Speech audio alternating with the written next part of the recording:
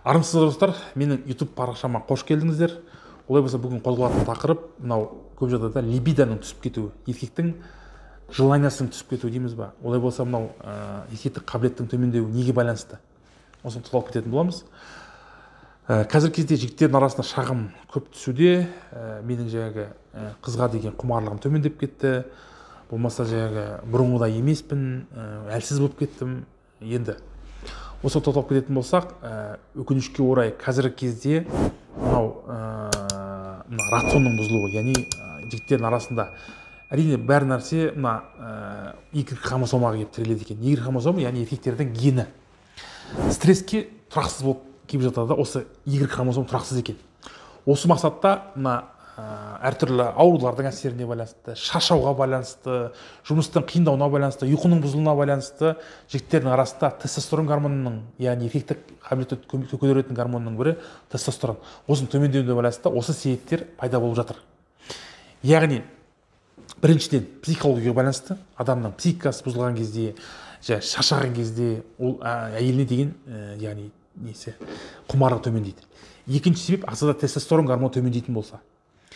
Бұрынғы мысалы 25 жасындағы гормон қазір 35-40 жасында төмендеп кетті. Сол себепке байланысты ол физикалық жағынан болса да, төсектік жағынан болса да ағзада әлсір етеді. Үшінші, қазіргі кезде қаптап кеткен фастфудтардың әсері, одан кейін жаңағы қимыл қозғалыстың болмауына байланысты, спортпен шұғылданбаудың әсері, өзін жаңағы аяудың әсеріне байланысты еркектің қазіргі кезде әйелдің гормоны еркектің ағзасында көбеюде, яғни эстроген гормоны көбейіп жатыр. Осы себепке байланысты жігіттердің қазіргі кезде көбі әлсіреп жатыр. Яғни құмарлықтың төмендеуі осы себептерге байланысты. Ал енді бұл себептерді қалай анықтауға болады? Міндетті түрде егер дәрігерге қаралу керек, анализ тапсыру керек. Яғни ағзадағы гормондық деңгейлерді білу мақсатында. Екінші жолдары, яғни простата жолдарында қабыну болатын болса, ол да еркектік қабілетті төмендетеді. Үшінші себеп, яғни сіздің бойыңызда артық салмақ болатын болса, міндетті түрде артық салмақтан арылыңыз. Ол да сіздің ағзадағы әйелдік гормондардың деңгейін жоғарылап, еркектік гормондардың деңгейін төмендеуіне алып келеді. Ол да сіздің либидоңыздың төмендеуіне, құмарлығыңыздың төмендеуіне алып келеді. Ол үшін енді бұның шешіміне келетін болсақ, енді бұны бірінші қалай көтереміз? Міндетті түрде ұйқының қалыпты болуы. Яғни 8 сағаттық қалыпты ұйқы болу. Ол кешкі сағат 10-11-ден таңғы сағат 6-7-ге дейінгі ұйқыны қалыпты ұйқы деп есептейміз. Егер ол осы ұйқы бұзылатын болса, ол да сіз ағза үшін бұл стресс болады.